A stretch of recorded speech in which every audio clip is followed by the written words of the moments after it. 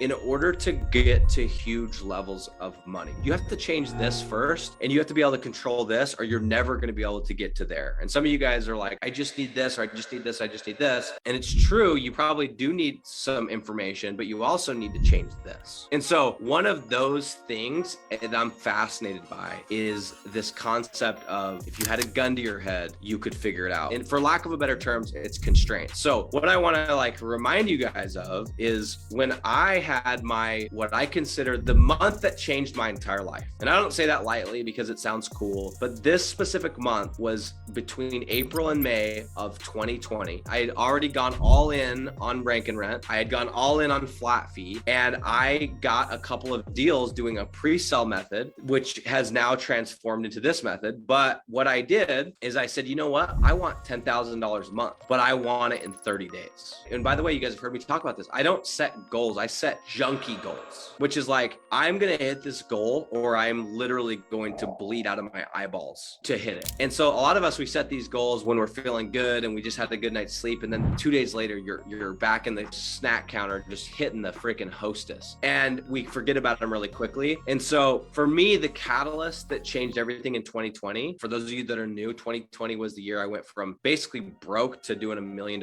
paying off my debt, getting into a new house, getting real estate, getting it, like everything changed. The month that gave me the momentum to do that was that month. And that month I had this mindset shift and I was like, oh my gosh, if I could do one deal at $1,000 a month, why couldn't I do $10,000 in a month? It's just math. And I set this up and I told my wife and I said, hey, if we hit this, we're going to do this. And I treated it like I had to do it. And I want you guys to think about this. This is a really extreme example. Think about the person that you care the most for. Maybe it's your mom, maybe it's your dad, maybe it's both. Maybe it's your kids, maybe it's your spouse, maybe it's your cat. This is a dead ass serious, straight up. Imagine if somebody had a gun to my kid's head. And I know this extreme, like, guys, I know this extreme. Like, imagine that scenario. And this is what it's like in Ozarks. Like, imagine somebody's got a gun to their head and says, hey, I need you to go. Like, Ashley, if somebody had a gun to your mom's head, I know you care a lot about your mom. And somebody said, I need you to go find $1 million and I need $1 million cash in 30 days. Do you think you'd be able to go find $1 million? And straight up, she's getting her brains blown out. If you don't, do you think you go find $1 million? 100%. So why the fuck don't we do that anyway? So if you can, then that's what gets interesting to me. I'm like, I know that if there was a gun to my kid's head, I would go make $1 million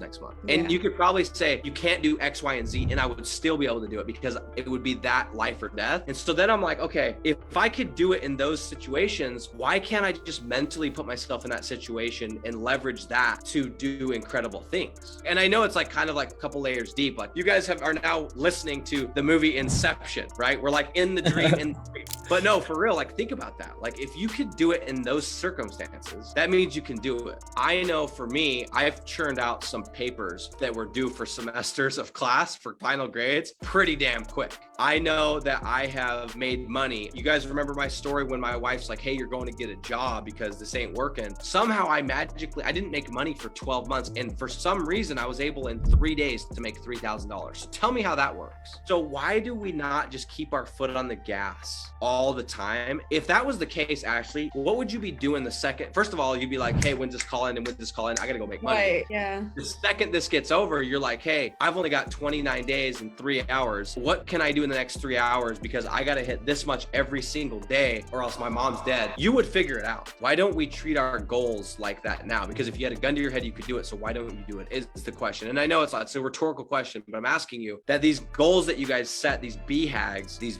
big, hairy goals, I'm like, yo, I want to hit $1 million a month. I'm guilty of it too. Guys, I'm going to hit $1 million a month. Why haven't I hit it already? If I would have given myself 6 months, and if not X, Y, and Z would have happened, I would have hit it. So what am I doing?